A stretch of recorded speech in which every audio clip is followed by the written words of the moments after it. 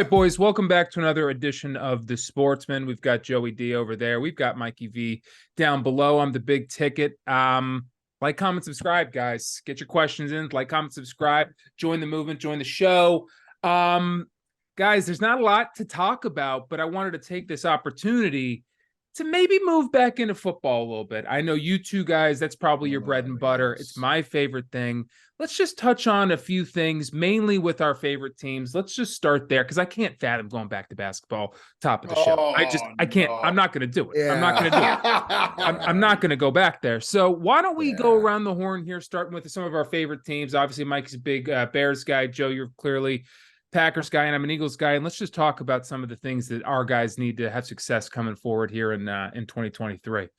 Mikey V, let's start with you and the Bears. Second full year under new head coach, new GM, a lot of moves made in the offseason.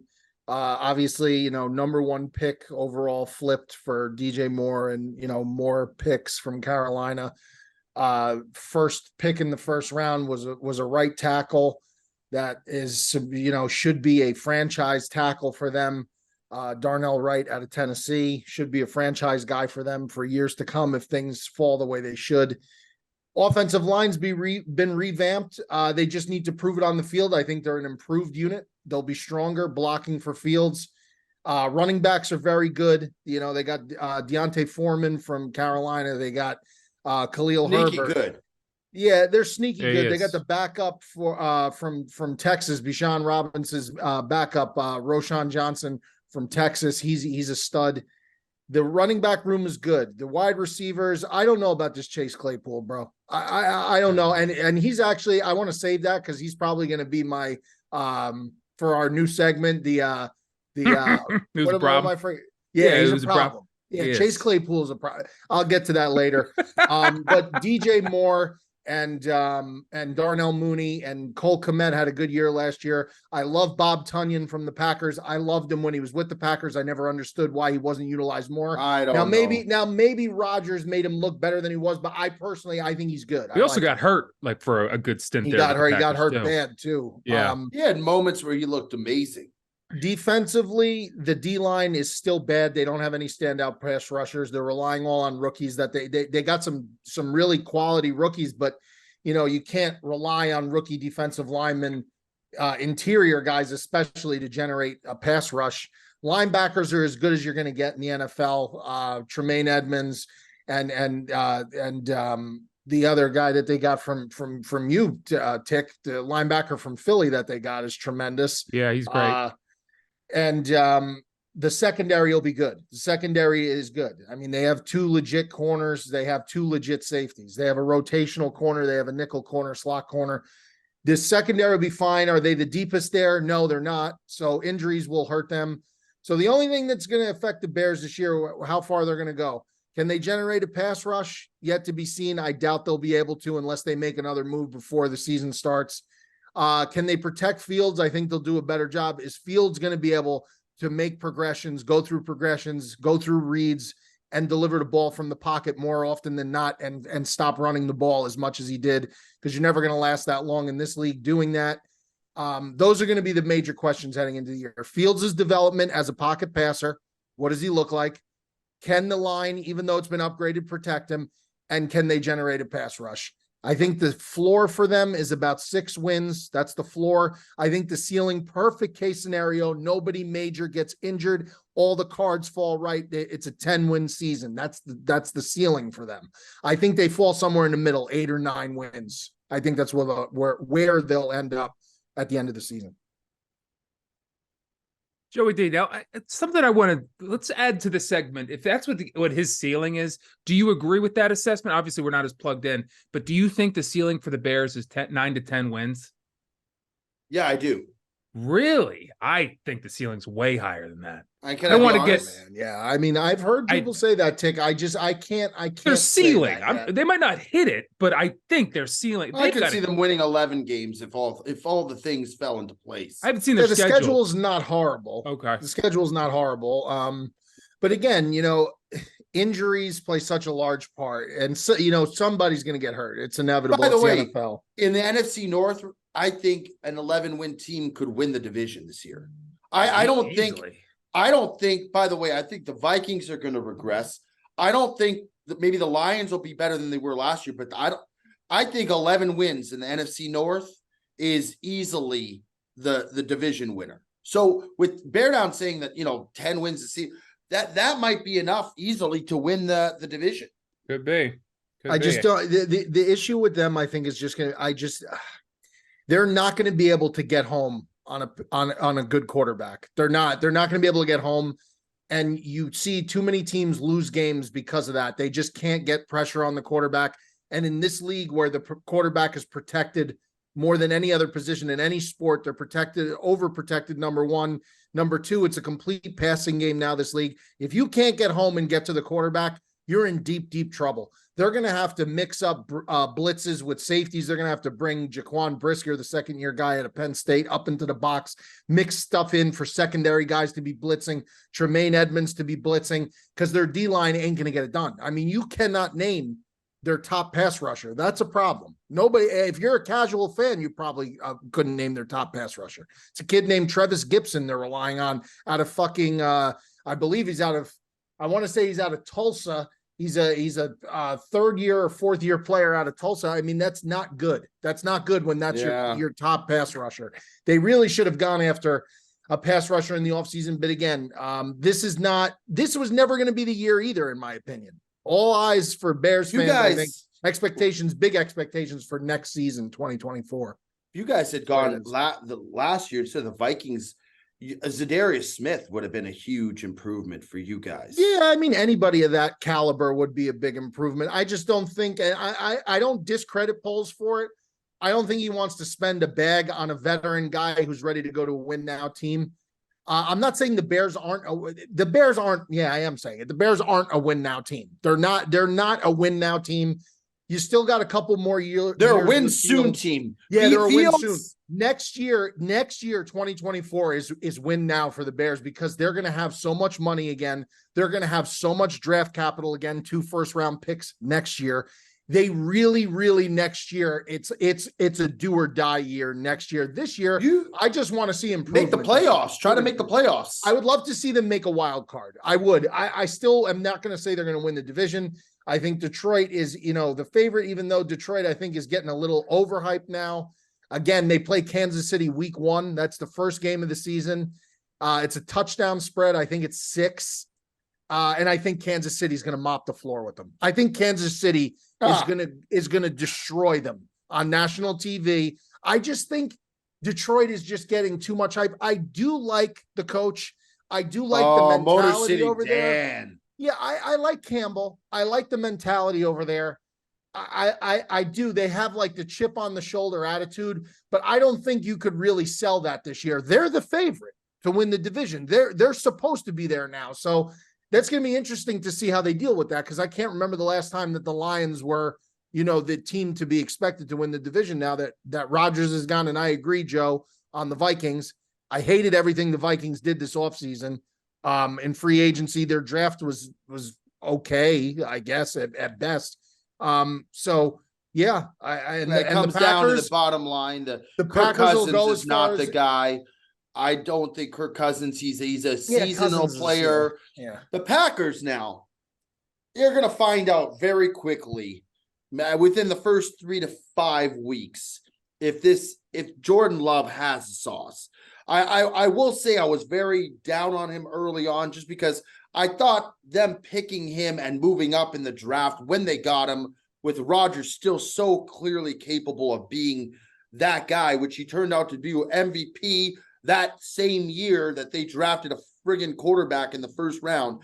I just didn't see the need for it. So he caught some strays from me early on. I will say this, the game that he came out to play last year when Rodgers didn't play against the Philadelphia Eagles, I was actually pleasantly surprised with what I saw at Jordan Love. I thought he actually showed a lot of promise in the sense that he was staying in the pocket. He didn't seem razzled, and he made some good deep throws. One was a bomb touchdown to Christian Watson. I'm just really want to see how he deals with adversity, because he really hasn't seen the field at all. So it's pretty much going to be an open slate. They're going to have to rely on the run game more than ever, with Aaron Jones and then Quadzilla. They're going to have to really put their running game is going to have to be instrumentally good this year for the Packers to have a chance to win now. I don't see it happening. I think the Packers end up being the third or even the fourth place team in the NFC North. Now, I hope I'm wrong. I think the defense has potential. We got a great guy out of Iowa that I think is a definite Packers quality player and will fit the regimen of our team very well. But I just don't know, when you have question marks at the most important position in the game, which is quarterback, it's just very hard to tell how well you're going to do as a team. So my expectations are very tempered with Green Bay. I think they could get, if we're talking ceiling, I would say their ceiling this year is 9 wins. That is absolute ceiling. I think you're going to see them in the 6 to 7 win kind of range.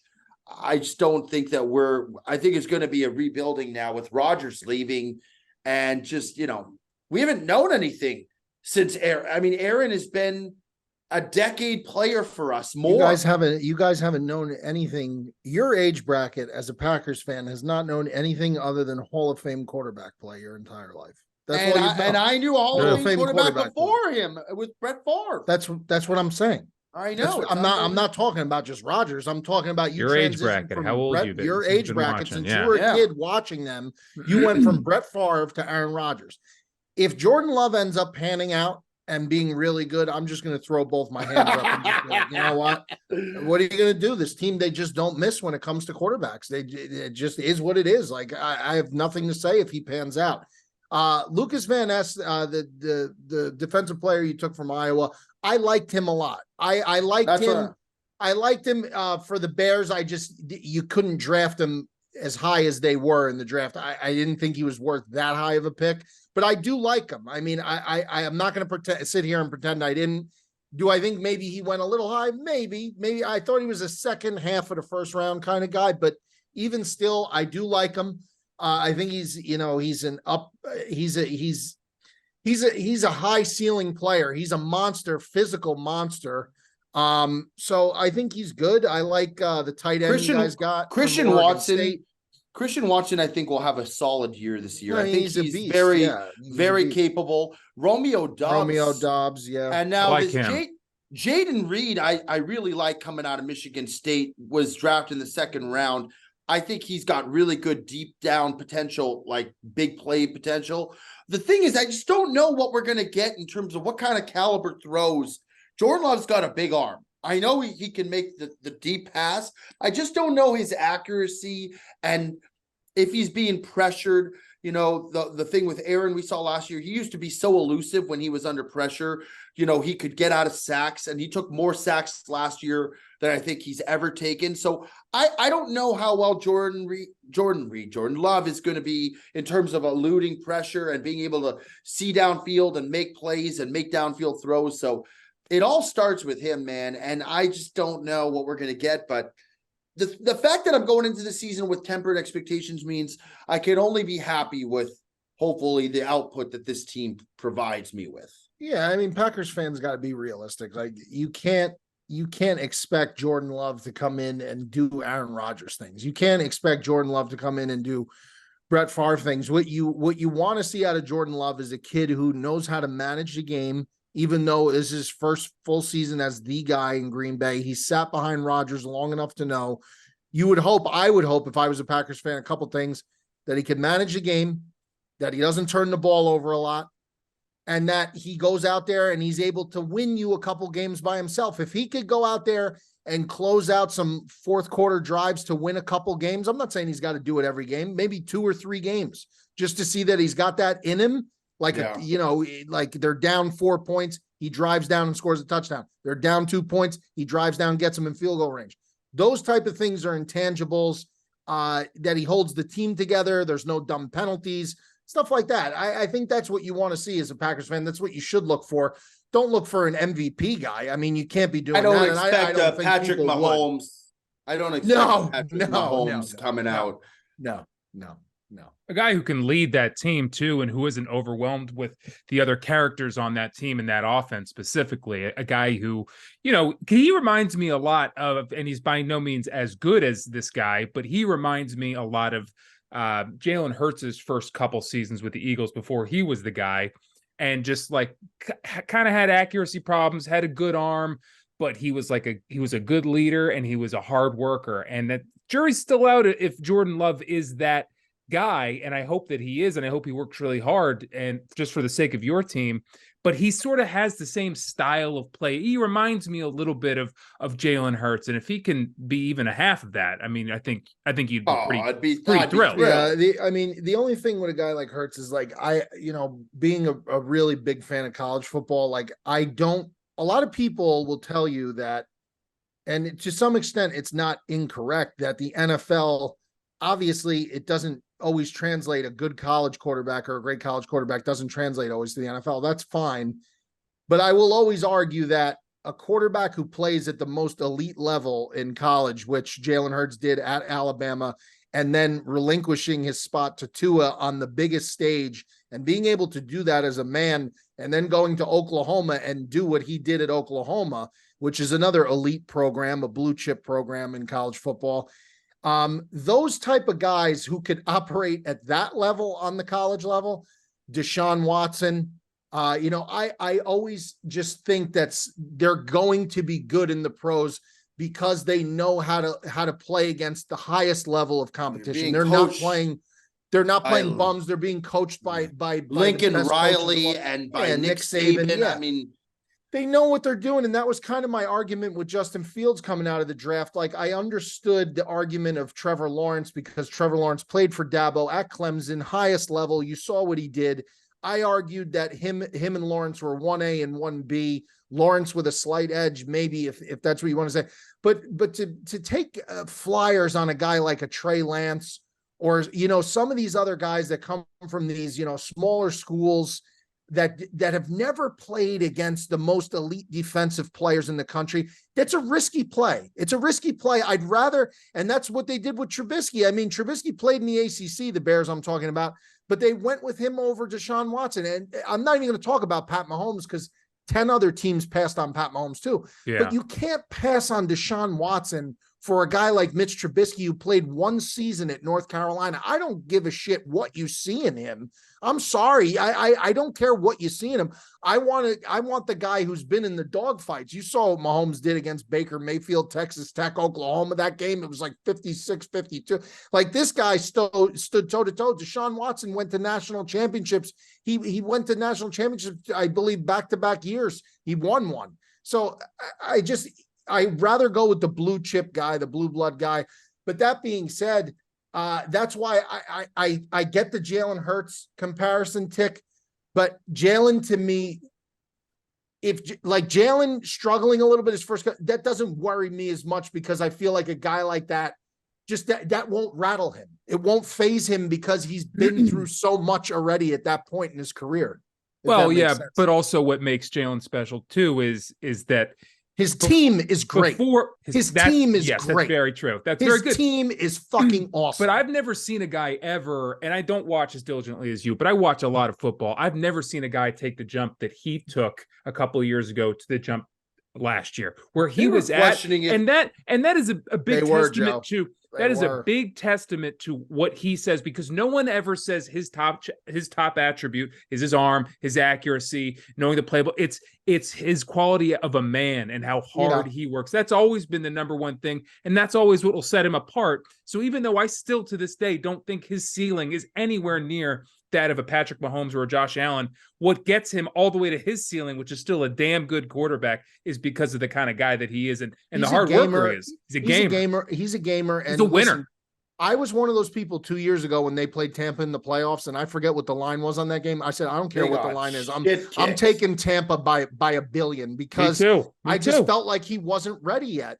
Me too. But now last year, you see the way that Howie Rosen constructs these teams. He builds them from the inside out. This defensive line, this offensive line, they're the best in football. They're the best team built through the. He was the most hated man NFL. in Philadelphia for And a that's long fine. time. That's all A well and long, good. But long you just time. look at what this guy Yeah, knows what recently. he's doing, man. Like, that's what you do to have success. You protect your quarterback, you kill the other quarterback. That's the recipe for success in the NFL. You protect your own quarterback and you try and kill the other quarterback with the front lines, at the front lines. And then the cherry on top, not only getting the Slim Reaper in the draft, obviously, but bringing in AJ Brown, and I mean, listen, they're a sick team. They got a top 5 tight end. They got a top 5 wide receiver. They got another receiver who I would argue is probably a top 15. Not top 5 tight end. Goddard, do you think is top 5? Absolutely, I do, Joe. Absolutely, he's on the cusp there, Joe. For sure. So who name 5 better?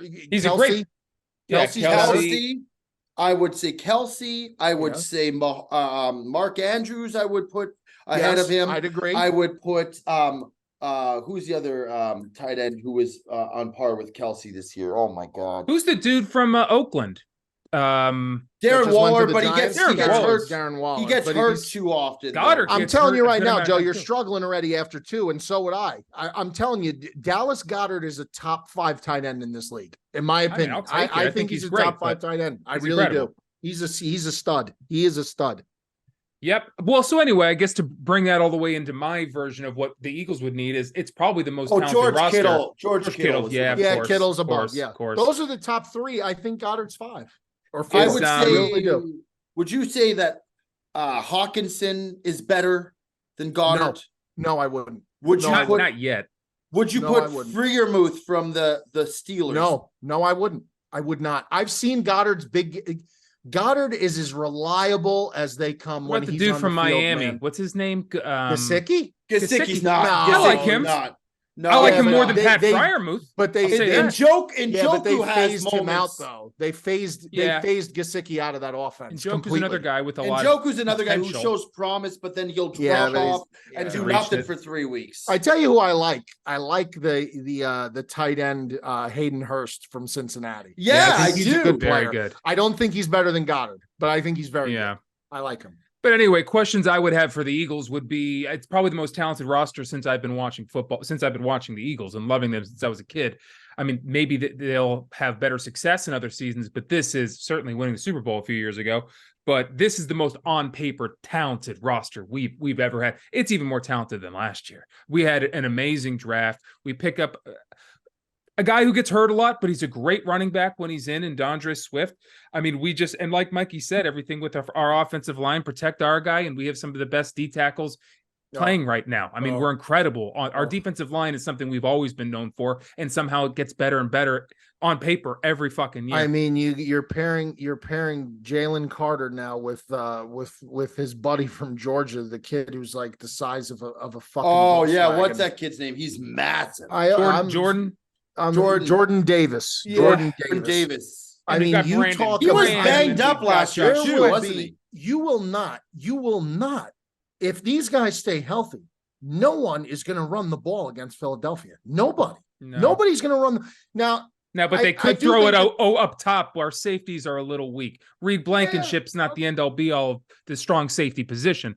And neither is the other guy. Edmonds, is that his fucking name? Our strong free safety. Anyway, we're stacked everywhere, but that is a problem. If you want to go deep on us, it might be the answer because you're certainly not running on us.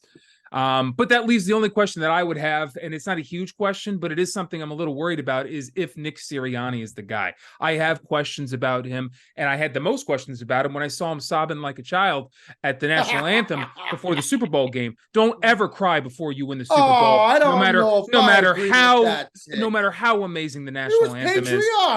You get 18 of them. I don't mind him crying. I minded when his quarterback had to reprimand him on the sideline. Of course. And that That's a happened. problem. That was the big stage, but that happened numerous times in the regular season too. That's silly. Like Sirianni's, and I mean, I can't really speak to it because I have such a biased input because all my friends from home are all Giants fans. They cannot. I mean, when I tell you these people fucking hate Nick Sirianni, and Nick Sirianni would be a guy that we would normally root for. Italian he's a New guy, Yorker. Philadelphia, but He's a New York guy though. He's such a jackass. He's such a jackass that everybody just despises him. Is he really? You think? Yeah, Joe, he's a jackass. Especially in his post-game interviews, he's always acting like a jackass, and he's crying on the fucking field before you win anything. I thought that was just patriotic. ridiculous. I didn't think there was anything wrong with go that. fucking I mean, win it wasn't something. it wasn't like a No Sean Moreno Niagara Falls moment when It No was Sean pretty- Moreno He It was a turned single the tear. faucet on and that walked tear away. was insane, Joe. Did you see that tear? And I think it was in 5K. They saw the thing roll down his whole Yo. cheek. Sick. Yeah, but when No Sean cried, like he had legitimate, like it was like a faucet got turned on. Like I never seen a man cry like that, like just consistent crying. It was impressive. I've seen men cry from national anthems before, but don't do it before you got a job to do. If I was being led into a battle by a general and we started with the national anthem and I see him crying before I'm about to go try to kill the other people's army, I can't follow that guy. I can't follow. Cry when we win. Cry when we win. Let's win it and then cry. Yeah. Then cry. And I saw as well. Remember Vernon Davis, like many years back when they were playing the Saints or something, he started crying after he had this huge catch in the end zone where he got fucking demolished. He got destroyed. He was almost paralyzed, this guy, but it was an amazing catch. And he started crying before they won anything. And then they lost. I don't believe in crying before you win the Super Bowl. I just think it's bad luck. I don't think anything good comes from it. Anyway. There's no crying on Sportsmen. Fuck me. Well, there is when you win. There is when you win. I have no problem when you win.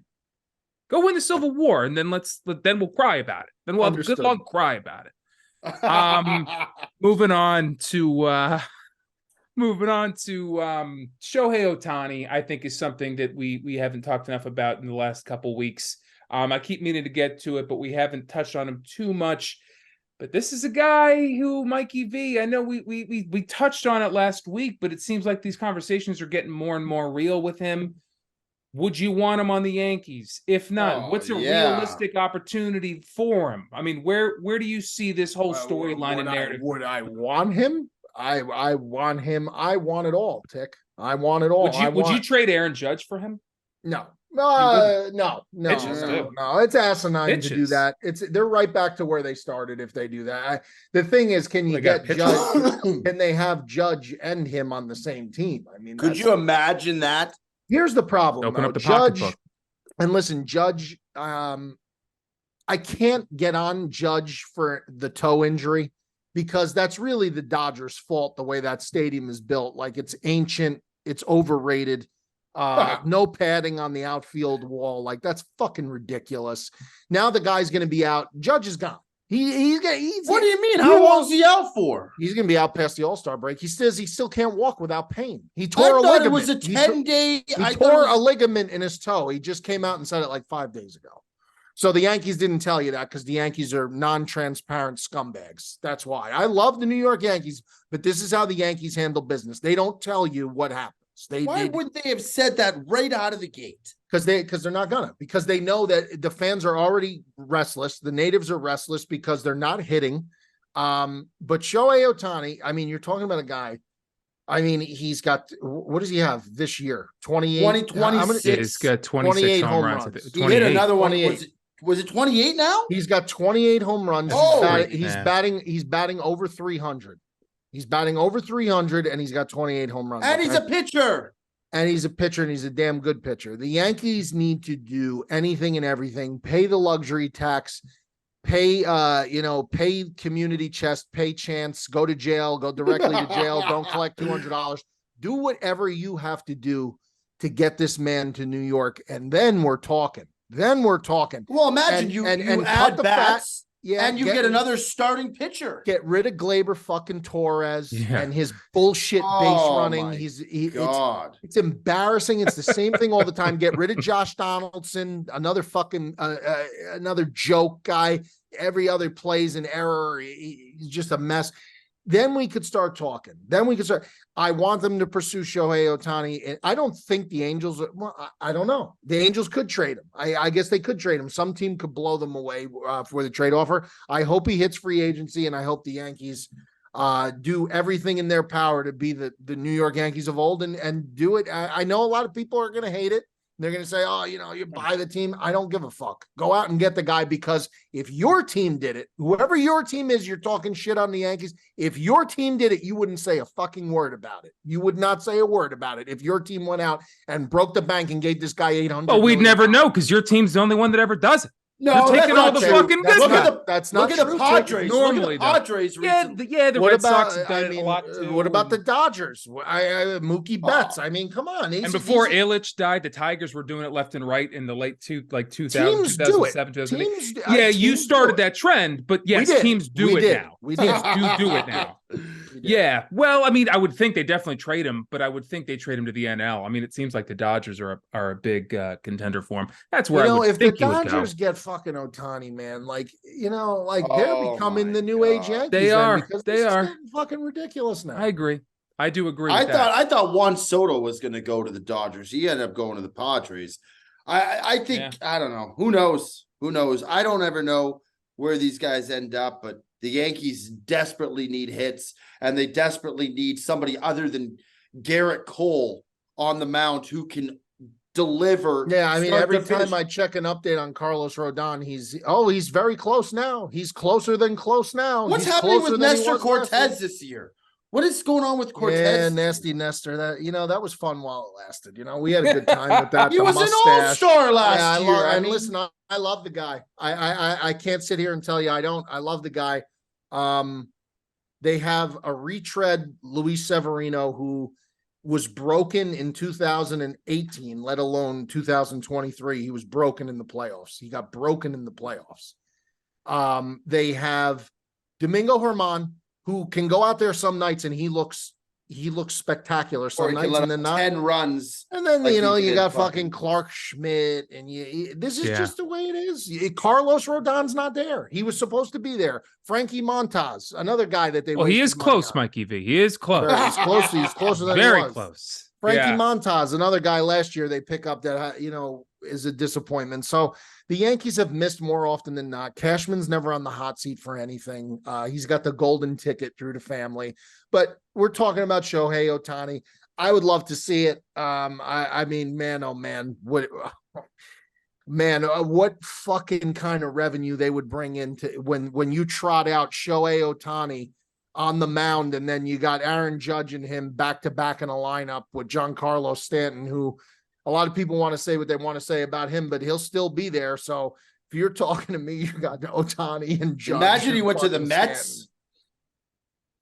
The Mets are a fucking mess. They're a bigger mess than the Yankees. But I'm saying that they're a team that's shown lately after they just went wild for Verlander, after they just went wild for Scherzer, and nothing is working out for them. Nothing is working out for them. They are so bad, the Mets. They had that meltdown against your Phillies the other night. Yeah. And that was like an epic meltdown. I couldn't believe it. We're treading on my problem, by the way. This is where I'm heading later on in the show. And listen, coming from a guy who listens to New York sports radio every day, driving to and from work, the Mets fans are like on the brink of they don't even know what to say anymore. This team, you want to talk about an organization that really has like a curse to it almost. I agree. The New York Mets, when they were on paper before this season started, you look Pete Alonso, Scherzer, Verlander, and you look DeGrom's departure wasn't even that big of a deal at that point because of the guys that they brought in. And now it's like the shit has hit the fan. The GM is a bozo. He talks in circles. He gives you word salad every time he tries to explain. It's terrible. That's the guy I'm going after. Yeah, I mean, and the Mets usually at least do New York the courtesy of waiting till September to fall apart. That's usually when they destroy themselves. But after the All-Star break. This year they're doing it the whole way through. I mean, they gave them no hope. It's unbelievable. But to put a button on the whole Shohei Ohtani thing, I guess maybe Judge would be the one guy. I don't think there's a guy in the league who I wouldn't trade for that guy. I mean, the fact that he can do both at a Hall of Fame level, I mean, that's just that doesn't scream MVP more than anything I could possibly think of. I mean, he's the most impressive baseball player, two-way guy since Babe Ruth. I mean, I didn't watch him, but I heard a lot of stories. He is. It was great. He is. Yeah, unbelievable. I mean, it's not, and it's not even that. I don't think the Yankees it's not like it's just you being the same place. Saying like you can't trade Judge, especially now after what you did this offseason to pay him. Of course. You can't. But there's nobody in the league that's as worth it right now as Shohei Ohtani. And Judge was on a great tear again before he got hurt. And it wasn't just a great tear at the plate, which he was doing great. In the field, he was fucking everywhere in the field, everywhere, every day, making spectacular circus catches every game, gunning people out. He's got a cannon of an arm. It was going to be another really great MVP race for the AL, but now it's Ohtani with a bullet because Judge is done. Judge is done. You won't see Aaron Judge, Joe. Mark my words, Joe. You won't see Aaron Judge back on the field until August. At best. Well, that's a problem. That's a problem. Best. Yeah, it's a fucking huge problem. They stink. It's a huge problem. They stink. They're not good. He's not wrong. They do stink. Yeah, they stink. At least they won when we were there. Well, if the Audi Club went to every game, they'd have a chance. Some say ticket not showing up to the game fucked the whole season for us. Well, they won and I didn't go. So well, but it's been downhill since then. Ever since then. All right, guys, we have some really good viewer questions today that I want to spend some time on. So let's just do a little rapid fire until we get to. Oh, Joey D's got a question. Hand raised. Yes, we got to talk hockey for a minute here. Yeah, that's where I'm going. Yeah, perfect. The draft is tonight, isn't it? No, they just had Connor Bedard. He went one to the Blackhawks, right? This guy is supposedly the next McDavid, the next Crosby, the next Gretzky, 17 years old. And this kid, he's 17? 17 years old. And this kid is as good as advertised. He absolutely lit up the junior championships for Team Canada this year. He is going to be a sensational player to watch. Now he's going to have to fill out. He's a small guy. Like if you see him, I mean, first and foremost, he's going to get crushed. But he's going to have to beef up. But I tell you what, there's not been this much hype since McDavid, who has lived up, in my eyes, to the hype. He has been the best hockey player I've watched, I think, since Wayne Gretzky. I mean, people might argue that Crosby's better. I just think that Connor McDavid is doing unbelievable things. Connor Bedard is a sensational talent, 17 years old, going to the Blackhawks, who also just traded for, what's his name, from the Bruins, Taylor Hall. Who was also supposed to, he was that guy like 10, 12 years ago. He's not that guy anymore now. No, he's not. 36 points. And you know what? The Bruins are pretty smart to drop him off the cap and release $6 million in cap space. But I just think it's like, you don't see players like this very often who are so hyped up. And it's unbelievable to me, like the amount of pressure. Like, you look in basketball, LeBron James coming out of high school. Hey, this guy from France is under just the same amount of pressure. I was just going to say, you haven't seen NBA, NHL back-to-back drafts where they're saying the number one overall guy is supposed to be a generational this, that, and the other thing. And meanwhile, the NFL draft, you had so much, like they couldn't even decide who was going to go number one overall. It's not like the upcoming NFL draft where it's like Caleb Williams with a bullet. Everyone's like Caleb Williams. So that's interesting, Joe. Yeah, I know it's I was just saying that, like, the amount of pressure that's going to be on this kid to perform, or people going to games now, because the Blackhawks were terrible. I mean, they were not a good team last year. They're a terrible team. They should never have gotten him in the draft. They had like a 25 or 30% chance, maybe less, to get him in the draft. They do the what do you call it? The lottery. The lottery, yeah. And they lucked out, and Chicago. A lot of people think it's rigged, by the way.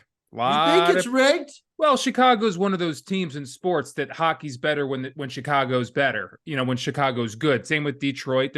That's one of those teams in hockey when the Chicago Blackhawks are having fun. All hockey fans are having fun, and I think they dominated for years, man. when they had Patrick Kane and Jonathan Taze Jonathan Taze. as Patrick their, Kane was and then great. you look at the defensemen they had with Seabrook and Duncan Keith and these BC boys Yeah. who were just I mean, unfortunately, the Canucks took the brunt of these fucking guys because they knocked us out so many times in the freaking playoffs. But it was fun to watch Patrick Kane just gliding through. So all who these- was the last baseball prospect that generated that much hype for a draft? It got to be Bryce Harper. right? Yeah, it gotta be 100%. Bryce Harper. 100%. Yeah. Yeah. So that's And like a Bryce What Harper about Mike level. Trout? Mike Trout was not a. He wasn't a huge. He's Not obviously one of the best of all time, but like baseball is so much different, right? Like baseball is so much different because what do you expect the guy to go out there and do? yeah. Like, what do you expect him to bat for? He was going to be Ted Williams. He's gonna And bat that same 400. season, that same year when that was happening, Steven Strasburg was right there too. He was like the Yeah, pitcher yeah, phenom. Yeah, yep. And they That's both went to right. the That's Nationals. right. Yep. That's why Yep. it's I tough on remember some of Harper. these The young hype guys. around Bryce Harper was outrageous. It was. Outrageous. It was. like nothing I've ever seen. It was crazy. These young guys have so much pressure, which that's why, like, even a guy like Anthony Volpe for the Yankees, there's so much That's a ton of talk pressure. and there's so much pressure, especially in an organization like that.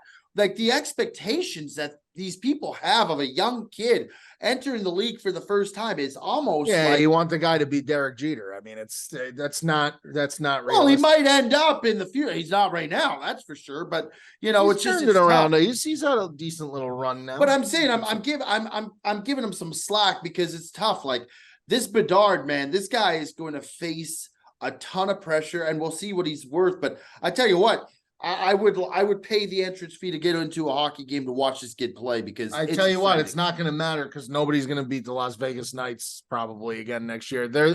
I never seen that team was like a fucking machine, a well-oiled machine. I'm Free I might money be- with the Knights.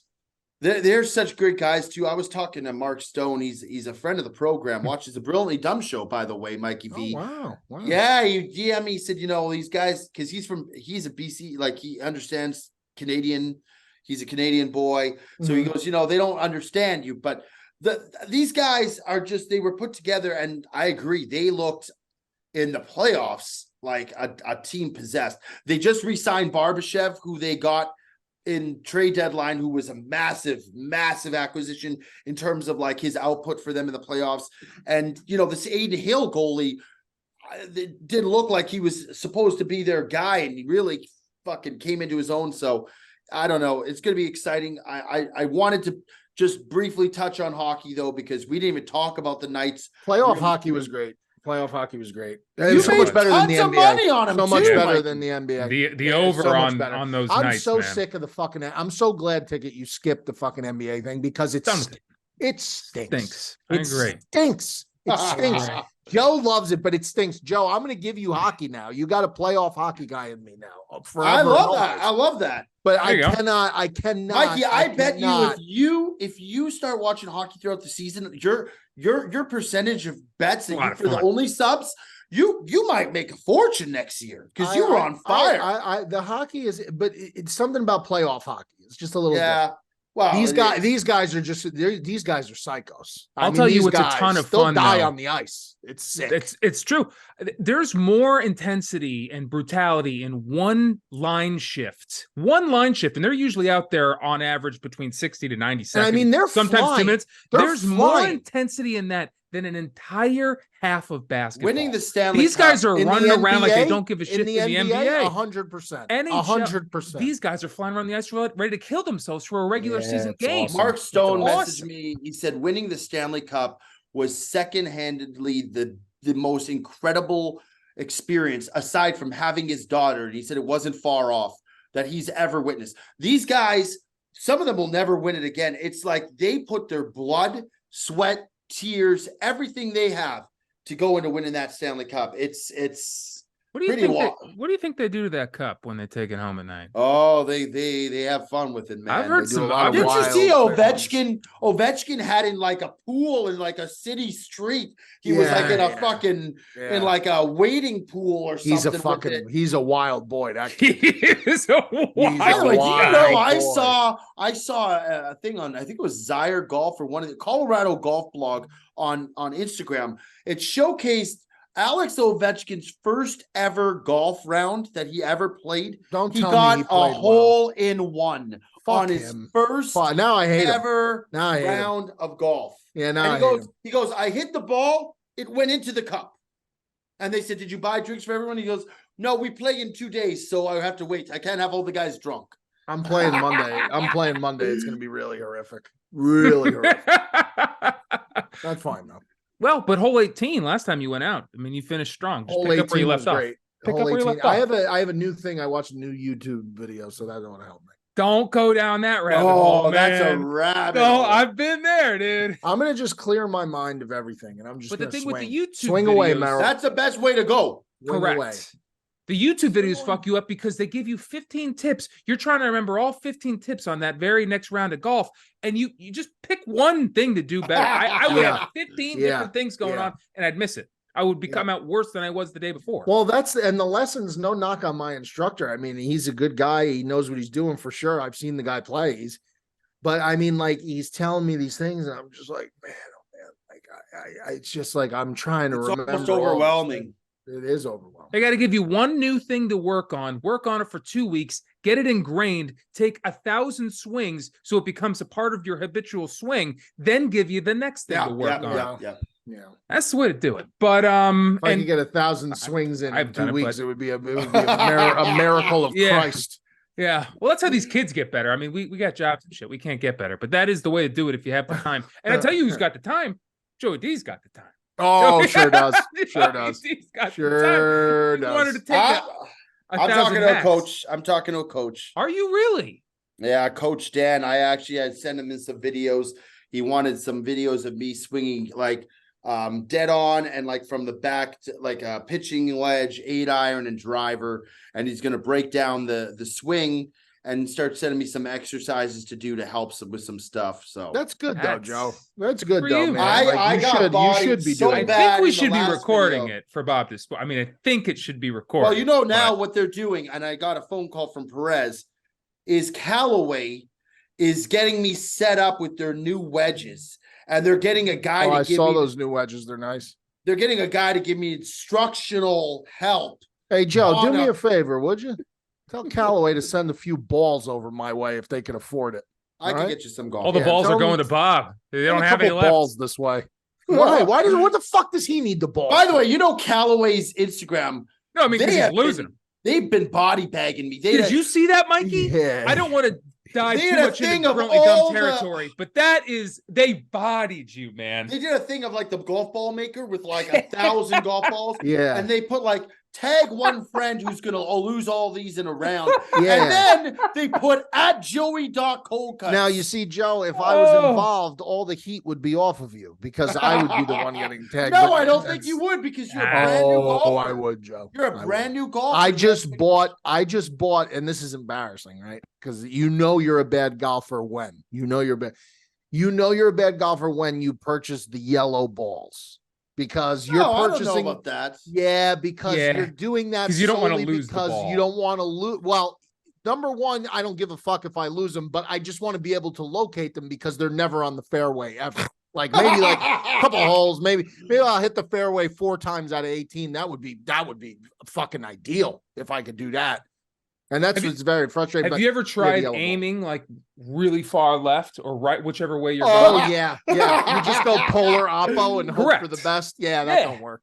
Yeah. The funniest thing is on like these Instagram pages, they show a guy who's like teed up here, but actually like dude, I saw that. That was incredible. I saw that.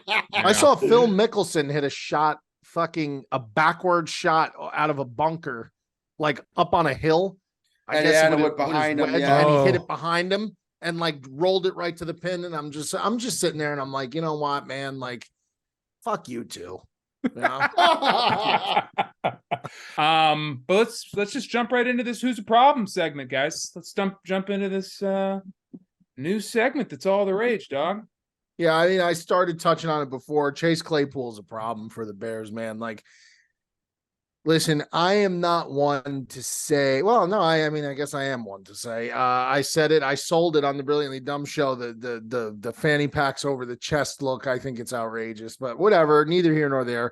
But Chase Claypool being in France, modeling a shirt that looks like a wicker basket cutout, a long sleeve wicker basket. I he didn't was see wearing, that. with like a schmata on his head, looking like a 90-year-old Italian grandmother. And like these weird, like I get it, like everyone's style's unique. Like Kanye West walks around, he looks like a fucking freak show too. Some of the stuff he wears, but I like Kanye. So I mean, like I love Kanye's music, but Chase Claypool, like, listen, yeah, that's it, man. That's it. That's the wicker basket shirt. Yeah. You think he'd be working on his game, maybe? Well, that's my whole point. Listen, you were an outspoken vocal guy when you were with the Steelers. You feel like you're one of the better players in the league. You think you're this, you think you're that. You come to the Bears. You dropped a couple. What happened? Yeah, that's the one. Ridiculous that's the that schmata. looks. Yeah, that's. Oh my God. You come, number one, you're in Chicago now, right? And you came from Pittsburgh. Now, those are similar places, blue collar places, tough crowds, old school football fans. Like, just have some kind of like consciousness about what you're purporting to everyone who's watching you. Like, you got criticized heavily last year that the second round pick, which ended up being the last pick of the first round that was traded for you, was a terrible decision by your GM. And you're out there fucking dressing up like this, and you should just be fucking working out and working towards this season. But you can't say that, because if you say that, then you have a whole crowd that's like, well, it's his individualistic preferences, and what do you're not one to say. I'm not one to say, but I'm just going to tell you what everyone else is thinking. You look like a fucking jerk off. That's what you look like. You look like a jerk off. Not even what you're wearing, just like the sheer inability to recognize what you should be doing against what you're actually doing. That's why you look like Odell Beckham getting his guys and going on a boat before a playoff game, man. Exactly. Perception is everything. Optics are everything. Even if you don't believe it and you want to live in fantasy land, people out there who want to deny that, you could deny it all you want. But bosses look at it, managers look at it, teammates look at it, fans look at it. And I guarantee you the majority thinks that he looks like an asshole. That and again, not the appearance, but his actions are speaking louder than his words. And he's going to learn very quickly this year that he is not going to get another contract. They are not going to renew him past this year if he's going to, again, flop. Now, maybe he comes out this year. He's got the body. He's got the physicality. He's got the talent to get it done. If he doesn't, he'll be gone. If he does, then I'll shut up. But Chase Claypool, as of today, June 28th, 2023, the year of our Lord, is a problem. So do you think with good play, you get away with that shit? Like, you'd have no problem? Yeah. If he came out and played like DeAndre Hopkins, nobody would say a word. If he came out and played like Devontae Adams, nobody would come and say a word. You just got, Justin Jefferson's doing stuff. Nobody cares. Justin Jefferson. But the problem is that we just traded what ended up being a first round pick for you. Right. Like, with that comes tremendous responsibility. And to me, it seems like he'd rather be playing dress up in Paris. And that's a problem. Hence why he's my problem. Yeah, he's a problem. You're right. He's a problem. Joey D. He's a problem, Tick. I'll tell you who's a problem is all of these guys, and so far there's only been one that have been listed.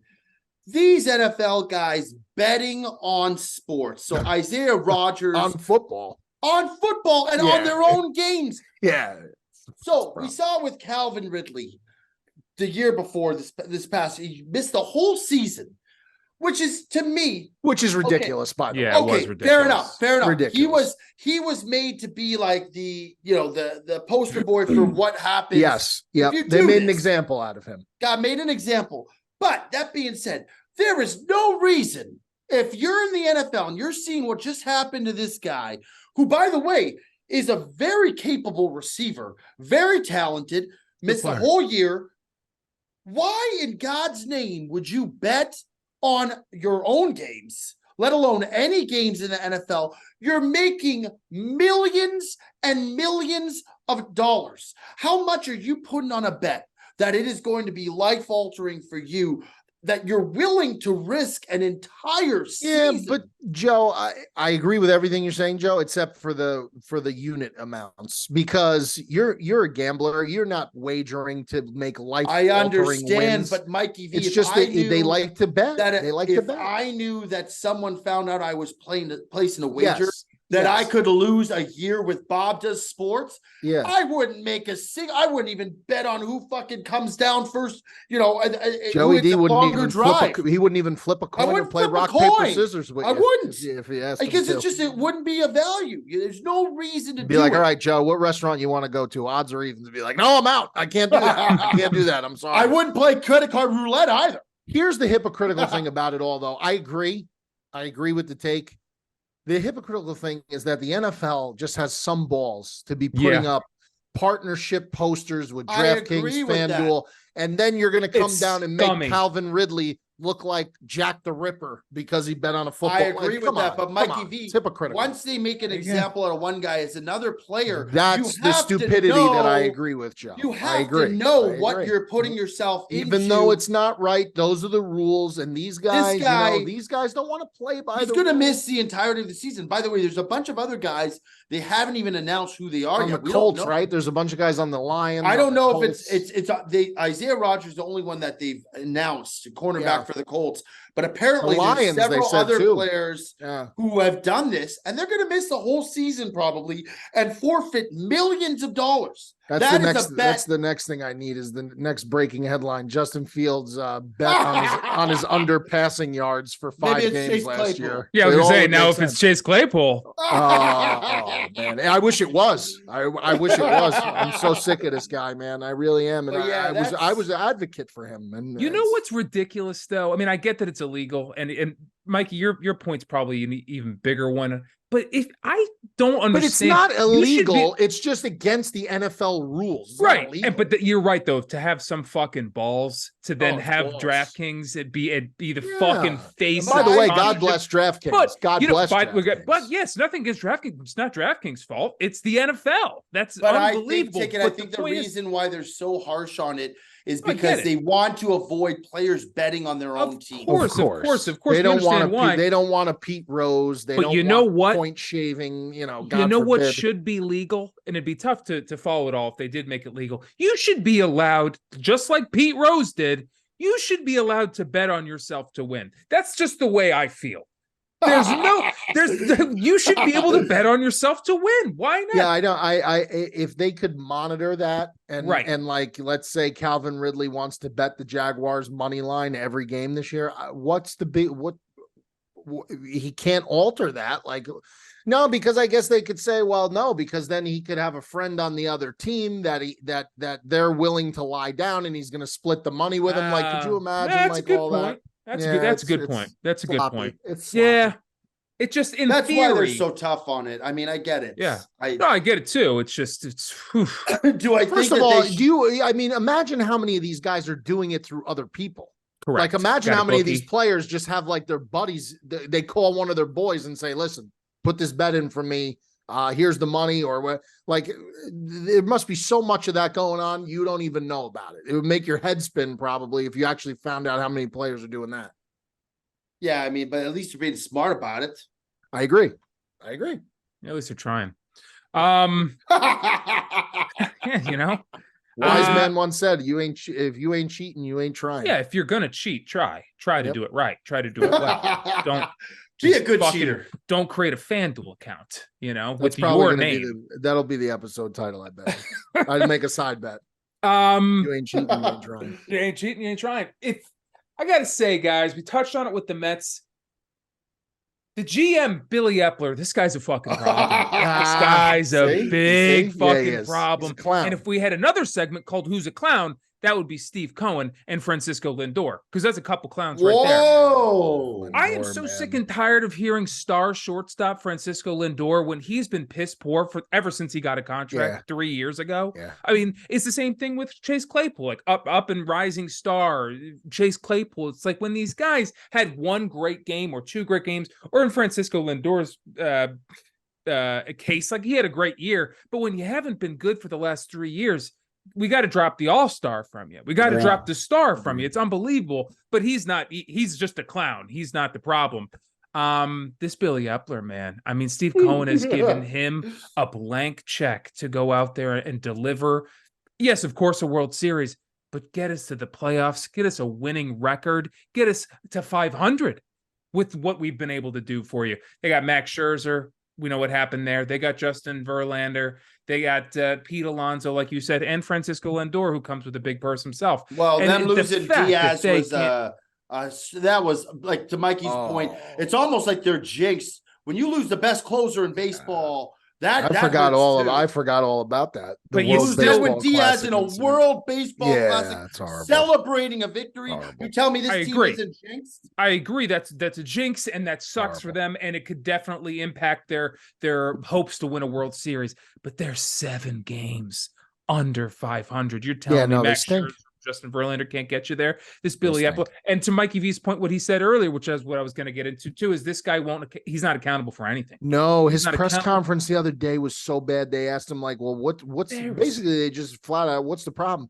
And instead of saying like, this is bad, that is bad, this stinks, that stinks, he word saladed it into like this. Literally the only term I could think of is, it's like he turned it into a word salad. He's like, the projected this, we're falling short on the projections of this. We're deviating from the projections of that. Like, don't try and make it sound like it's analytical. Correct. It's just guys aren't playing well, and they stink at the fundamentals, defense. They stink. Just call it exactly what it is. Stop trying to just over analyticize all this shit. And he's like calling your financial advisor and asking him like, where'd the fucking money go? And then he's like, well, we put it in a mutual fund, and then we did this with it, and we underwrote it with that. And it's like, just tell me you fucking lost it. Don't throw these words at me that make no sense. And you're telling me that you were actually trying. You fucked around with my money, and now you got caught. And same thing with Billy Epler, man. You're fucking around with this team, and you're not taking any accountability for it. As a Phillies fan, you got to be really happy. I'm psyched. I'm psyched, man. This is an exciting. Now we stink too.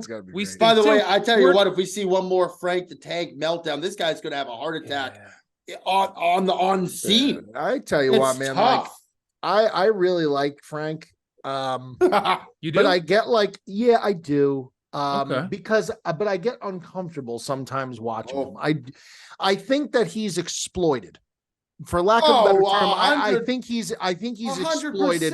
He is. And to what degree, I don't know that he fully understands that to what degree he's being exploited. But I do feel bad because they basically turn him into like they've turned him into like a dancing monkey. The guy, I get it. Rants, like, people love rants. That's just what it is. Like, I know for myself, when I go on a rant, people fucking love it. When Joe goes on a rant, people love it. Like, when I went on the Packers rant, I had more people in my live watching and chiming in. People want to see you angry. I mean, fucking Big Cat wanted to go. Big Cat joined the live just to break your balls. I remember we were in Mike Coop's basement. A good rant. When Mikey V went on his tirade of the Bears that one game at the halftime, it was one of the more enjoyable. And that's a shame because like you're taking enjoyment in people's pain, but in Frank's case, it's like, man, they really just, they're all over his shit all the time. But I think he's aware of it. I think I think secretly deep down he must love it. So,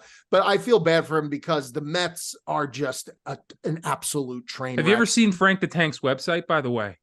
I haven't seen his website. He's been running a massive baseball database where he follows all the stats of all the players, and he'll run down every single day. He's on it most of the day. And that's actually what he got hired to do at Barstool, outside of that viral clip that went from with the Metro that he was freaking out on. Right. But that, like, he was hired, and they acquired his website for him to keep fucking running that thing.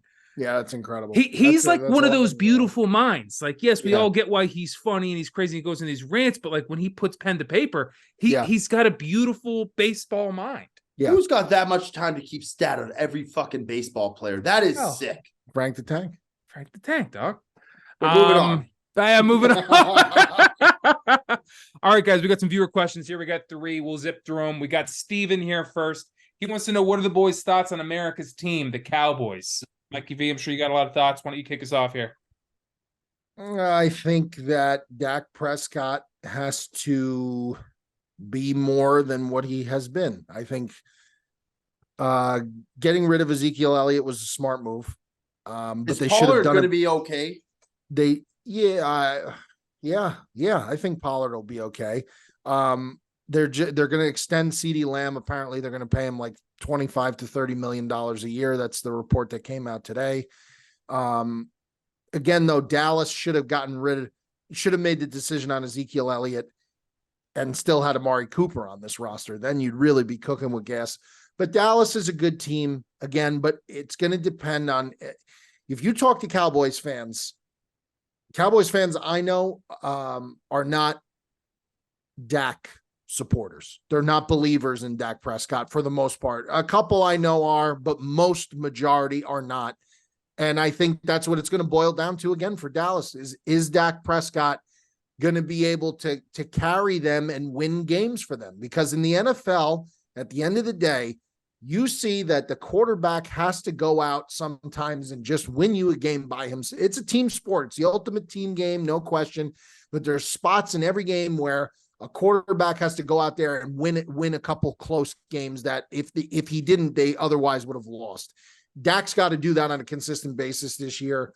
But I do think the team itself is good. I think Dallas is a good football team. I think they have a good roster. I don't think they're devoid of talent. The offensive line is not the offensive line of yesteryear. I could tell you that. It's not like when Ezekiel Elliott first got there. It ain't that offensive line anymore.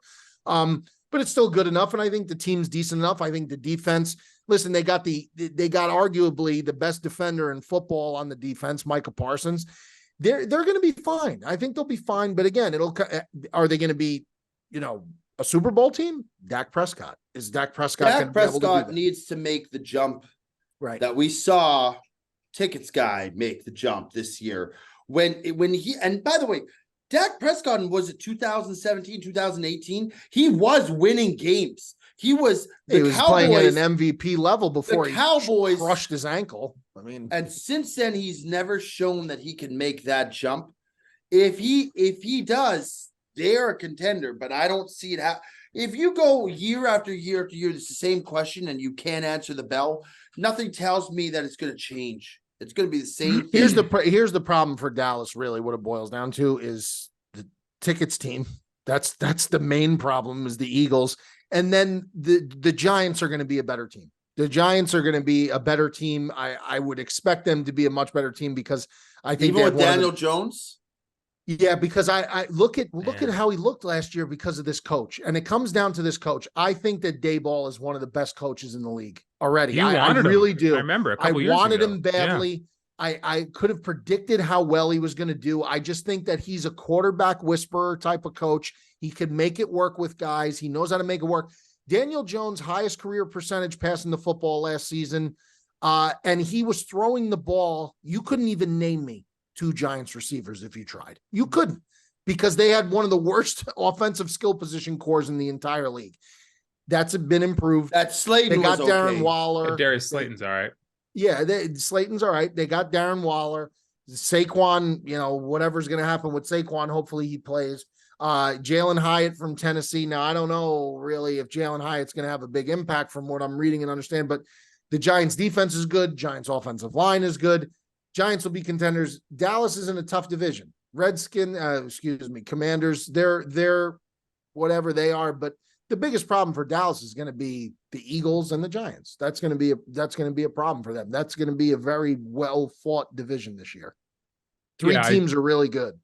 Yeah, I agree with you guys. I think Dak's a big issue. The Eagles are a problem, but I've always believed that it's fucking, as long as Jerry Jones keeps making that team all about him and not about football, they're always going to have issues. Now, can they overcome it Can they overcome it one day? Maybe, if their team is really fucking good, but not if Mike McCarthy's going to remain being your head coach. Not if Dak's going to keep having issues that he is. Jerry's just got to step away or let someone else do it. I mean, it's never going to work. Mike McCarthy's got to go. Mike McCarthy's got to go. He's got to go. As someone who had him for years, He is not. He is not. I mean, listen, he did win a Super Bowl. He won a Super Bowl, but how many times do we have chances to win multiple Super Bowls? Yeah. He likes to gamble. He goes for it on fourth down all the time. He's super aggressive with the play calling. We had a Hall of Fame quarterback and in his prime, and it was, some of these games were wasted by Mike McCarthy. He is not the answer, and I like him, but he's not the answer. You like him? I like him because he won my team a Super Bowl. And so, I think as a guy, he's a good guy. I just don't think he's a coach you're going to bring in. And he's not an Andy Reid. He's not a guy that you can, you know what I mean? Like, he's not a guy that you're going to bring in right out of the gates. And now, if Bill Belichick went to the Dallas Cowboys, I would say maybe they had a fucking chance to win another Super Bowl. And by the way, I don't know how much longer Bill Belichick's going to be in New England. I think he might be retiring soon too. But yeah, a guy like that is not going to last long. Bill Belichick, I'm talking about, at the rate that they're going, like with all the Super Bowls he's won, he's not going to tolerate being a loser. No. A guy like that, he just can't. He's not wired that way. They're the worst team in that division. He don't like Mac Jones. They don't have a good relationship, apparently, from whatever. But that's every report that comes. So eventually, I think something's going to give there, and Bill will hang it up sooner than later. I think Bill will hang it up. But I'm saying to your point, if he were to leave New England and go to a team like Dallas, you could still have Jerry Jones doing his shit, because I think that Belichick is a guy who would get command of that locker room. I mean, Belichick's the GM basically. So I mean, that's what Bill is. He controls everything. But I can't see Belichick leaving New England and going somewhere else. I think if he's done with New England, that's it. Yeah, I agree. I mean, it'd have to be one hell of a job and huge pay. Yeah. When I just think of bumbling, stumbling fools, I just think of Mike McCarthy. He comes in my head. Like, he is exactly who I think. I just think he's just a wacky, his whole tactics and coaching and off. He's just a weird bumbling guy. And that Hard Knocks season was tough for me to watch. I mean, it really changed how I thought about it. He's like Lenny from Mice and Men. Yeah, that's a great way to put it. And he's just like stepping behind Dak, and he's like making him think good thoughts. Meanwhile, he's holding a gun. He's gonna take him out. Your question, next one. We'll just do one more, because this third one sort of touches on something that we'll be doing down the line, including we're going to be doing a lot of fantasy stuff as football comes our way. But we will do one here, and this comes from C. Taney. Do you guys like the approach of drafting a receiver in the first 2 rounds of fantasy? Mikey? Yes. Oh, Joe, take it away. You do? Listen, at this point now, the old method of trying to get, that top elite running back in the first round to secure a running back. I get it. I did it for years. You tell me, if you have Justin Jefferson on your fantasy team, and I know Mikey V had him last year, this guy puts up such big numbers.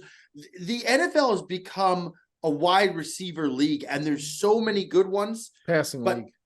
Passing league, you know what I'm saying? No, you're right. I was agreeing with you. I was just. But I'm saying people will be like, there's so many receivers, but truly, like, the guys who dominate, like, you tell me even AJ Brown this year. Look at, and he's not even a first round pick. These guys are difference makers. They're unbelievable. I would definitely, if you get a chance to get a guy like Justin Jefferson and you're like the 3rd or 4th position in the first round, I wouldn't think twice. Really wouldn't. No, especially if you're in a PPR league where you're getting a point for every reception. It's a no-brainer. You have to. And I'll take it a step further. If you're in a PPR league, a 12-man PPR league, I'm not talking about a 10-man league, because 10-man leagues are a little bit different. But if you're in a 12-man PPR league and you don't take a wide receiver in one of the first 2 rounds, I guarantee you will not win that fantasy football league. I guarantee you. I will guarantee you will not win that fantasy football league. It won't happen. So, yes, it's imperative. You got guys, like Joe said, Devontae, tough because, the quarterback situation is so bad. Tyreek Hill. Stephon Diggs, a Tyreek Hill, a Stephon Diggs, an AJ Brown, a Justin Jefferson, a Jamar Chase. These are league winning players. These are league winning players. So, I mean, you have to take one. You have to. Yep, it's a no-brainer. Absolutely. I mean, I get the appeal of the running back, like Joe was saying back in the day when they were guaranteed, like each guy, even some of the worst ones out there, if they were starters, they were guaranteed 20 touches at minimum. That ain't happening anymore. So that kind of guarantee that they're going to The get the only ball guy, more. yeah, the only guy right now that's like in that territory to talk about is McCaffrey. The only thing you got to worry about with McCaffrey is this year was the first year where he could stay on the field, which is frustrating because I'm sure a lot of people passed on him that normally wouldn't, who were high picks in the draft, and they said, you know what, I'm not fucking wasting a first or second overall pick on Christian McCaffrey because every year he gets hurt. And then of course this is the year that you want to smack yourself in the head because it's the year he goes to San Francisco, and he piles up astronomical numbers every single week. So, but McCaffrey, CMC is a one of one. There's not really anybody in the league like that. So, and if you're really paying attention, like if you're really doing your research, a lot of times what I've been noticing, and correct me if I'm wrong, Mikey V, but recently some of these like young running backs who come in because they have such fresh legs, they'll just feed these guys. Like you had Breece Hall, then you picked up that kid from Houston. So sometimes it's even better value just to, like if you know your shit and you know some other guys in your league don't. Maybe in the 4th, 5th round, you sneak a rookie or a second-year guy. There's only a handful of running backs that you could consider to draft very, very high in fantasy drafts. Now, it is a totally, Joe said it before. He said it's a wide receiver league. Yes, it's a passing. This is a passing league. This is not a running league anymore. Derrick Henry was an exception. He was an outlier for a couple of years. He was an outlier because he got fed so much and he was so successful. But that's going to slow down. It slowed down a little bit last year. It's going to continue to slow down. Derrick Henry isn't going to all of a sudden have a renaissance year at that position, at his size, taking as many hits as he's taken on a team that, in my opinion, is going to be worse this year than they were last year, even though I love Mike Vrabel. Running back like Joe Mixon in the 2nd or 3rd round, and you saw he put up some big numbers in the playoffs. I'm just saying that, like, for me, I would still try to get your elite. Target your. Don't be afraid to target a Jahmyr Gibbs, a rookie. Don't be afraid to target a Bijan Robinson in Atlanta, rookie out of Texas. These teams that draft, that actually do the dumbest thing ever and draft a running back in the first, they are going to get their money's worth out of these kids. They are going to feed them the fucking rock. Don't be afraid to do that. Don't think you have to go with an established name, because odds are if he's been established for that long, the wheels are going to start to fall off unless there's some kind of an equity share of carries in the backfield. And you're going to get him in a round that he ain't worth it for. You're going to get Austin Eckler in the 3rd round when you could be getting some of these rookies in the 5th or 6th. Yeah, Eckler, you know what? Eckler is a good one. He's a good one. Eckler's a stud in fantasy. He is. Because he could catch the ball out of the backfield, and he's a touchdown whore. So I mean, stay for Chubb. Nick Chubb is still an elite. Nick Chubb is player. He's an elite fantasy player. But yeah, the list is a lot shorter. The wide receiver list is just it's. But I would say to answer this young man's question, like where I would basically start looking deeper for the position is quarterback, because I think like you don't need to draft a quarterback. I would advise not to draft a quarterback in the first couple rounds and try to get one later. Stock up on your receivers. If you get a chance to get one of these running backs that Mikey mentioned or that we mentioned, yes, go for them. But if you have a guy like Diggs or Jefferson or Jamar Chase sitting there, I would much rather take them than to take a guy like, not as good as Mahomes is. You could get value at a later round for a quarterback that is still very, very high, and you don't need to waste a 1st round pick or a 2nd round pick. Especially if you do what we've been doing or what we did last year is the 2 quarterback league, which is a lot of fun. I know, Mike, there's some guys out there who don't love it, but I'll tell you where you can get fucked though is, and I did it last year for the first time in a long time, and I just don't think I came in with the best plan. But if you don't get one of those first few tight ends, man, you are going to be streaming all season long with the tight ends. You're going to find Gesicki on your team at one point in the year. You're going to find a lot of these guys at the bottom of the barrel who a tight end. I'm not saying get him in the first 2 rounds, but pay attention to that. You go get Kelsey in the first 2 rounds. You absolutely go get Travis Kelsey in the first 2 rounds. Yeah. But yeah, quarterbacks. again, I think everybody's different. You got to know your league. Don't go into a draft. Here's the thing that if you want to burn your money, burn your money. Don't go into a draft not knowing the scoring layout in your league. Check out what the scoring format is, because if you're in a league where a passing touchdown is 6 points and not 4 points, you're talking about a whole different scenario. That's not many leagues, though, Mike. It's not, but a lot of people don't know. And a lot of people don't check. Are there passing bonuses? If the guy throws a 50-yard plus pass for a completion, if the guy throws, X amount of touch, you got to all I'm saying is be familiar with your league. Don't go into the draft without looking at the scoring chart. Check. If you have a guy like Jalen Hurts who's running touchdowns where they're doing the formation to push him in from the 1 yard, Lamar Jackson, yes, Josh Allen, these type of guys, there's that extra added value because they have legs. Joe Burrow, sneaky runner. Justin Herbert, a little bit of a sneaky runner. Jalen Hurts, Patty Mahomes, a little bit of a sneaky runner sometimes. Those guys, I mean, but again, these are elite quarterbacks. So it just depends. It depends where you value them and how your position falls with where you're picking. But you just got to be aware of that scoring. Who are you going number one overall ticket? Number one overall. I mean, I looked like a genius last year when I took Lamar Jackson right off the bat. And then in the middle of the season, actually after week 6, he took a gigantic shit and was almost a worthless player for a long time. I really like the guys who have done well by me in all my leagues the last few years have been, it depends on if I'm first in my first overall, I might have to go Christian McCaffrey, or someone like a Travis Kelce, but I love picking, like, my sweet spot's more of like a 3rd, 4-hole kind of guy, and I like getting a Jamar Chase, a Justin Jefferson, somewhere in there. I'd have to really think about it. In a PPR league, I don't even think Jefferson will be there, because my league, the other league that I play in every year, not the league that we played in last year, I had the 3rd overall pick, and I was like, I am going Justin Jefferson no matter what. PPR league, yeah, right. And the guy with the number 1 overall pick took Justin Jefferson. I would be wary of him this year to be as good as he was last year. Why? No Adam Thielen. So what? Thielen was a walking corpse anyway. Who's your number 2? Yeah, there is someone Osborne is their number 2, is he? He stretched the field out a little bit, and I just don't trust his Kirk Cousins at all. I think he's going to continue to get worse and worse. I just don't. I like a Stephon Diggs more, and I'm not saying he will end up scoring more. I just know I'm going to sleep better at night knowing I got a guy who's going to throw the ball. Jamar Chase too. He's got T.Y. Higgins there too, though, so that takes away from some of his looks. T. Higgins. But yeah. Jamar, you still roll the dice on a guy like Jamar. And Tyler Boyd and T. Higgins. There's a lot of mouths to feed.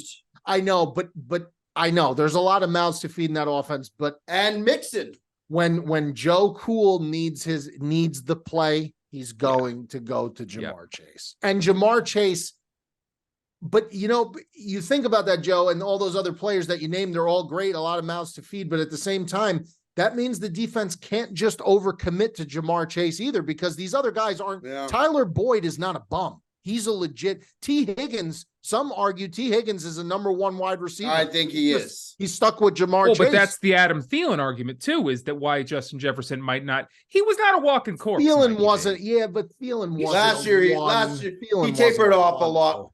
3 years ago, he was a 1. Yeah, 3 years ago, he was good. He's good. I don't know if he was ever as good as Justin Jefferson. I'm not gonna say that. No. I mean, I'm not going to say that. T. Higgins, if you put him on most teams, he's a number 1. Well, there's wide receiver 1s by default. We've talked about this. There's wide receiver 1s by default because he's the best receiver on your team. And there's wide receiver 1s because they're a wide receiver 1 on any team in the league. And those guys, there's a handful of them, right? We went over that last time, Tick. Your AJ Browns, your DJ Moores, your Jamar Chases, your Justin Jeffersons, Devontae Adams, DeAndre Hopkins when he was, in his heyday. Those guys, they're just different. But yeah, I mean, you got to take it going back. You got to take a receiver first 2 rounds. You have to. Yeah, you definitely got to do that. I mean, I won the league last year with AJ Brown, man. So he's gonna keep letting me know about it. I'm gonna keep letting you know. We have to make some serious adjustments to when that league ends. We cannot have this. See, if you guys get big, everyone's getting fucking benched and all this nonsense. I like the only argument I will put up for our league. I'm down for a million changes. I sort of threw it together last minute because I thought it'd be a lot of fun, and I think a lot of ways it was. But there certainly could be a lot more engagement around it, and there could be a lot of changes just the way the league's structured. The only thing I'll go to bat for, really believe in it. I think the 2-quarterback system makes it. There's a lot more strategy involved, and it makes people pay attention. I mean, I just, and the fact that you can't have one on your bench, so when that guy has an off week, you got to make a really tough decision. You got to make a tough decision. But oh, right. You could only roster 2. You could only roster 2. Correct. Yeah. Yeah. It makes it difficult. It makes it strategic. I swear to God, depending on how your record is, I would almost rather roll with just one quarterback for that week than if you really got 2 guys you love, than dropping one of them. I'd rather just roll with. Yeah. 100%. Yeah. You take the L. Now the quarterback 2 was in the flex spot, or was it? It was in the flex spot. It was a super flex. Okay, yeah. So it's not even like you're missing the points. So yeah, no, that's a no-brainer. You don't.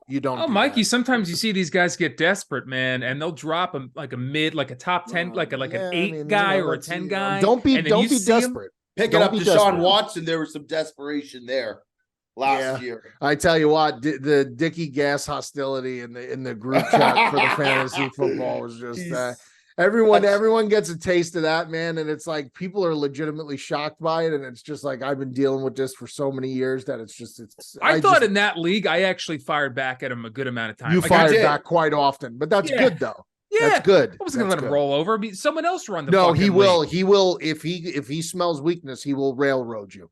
There's no question about it. He's like a shark when they chum the water for the great whites. He is. Yeah, he is. And I'm playing with him on Monday. Him and Fubi.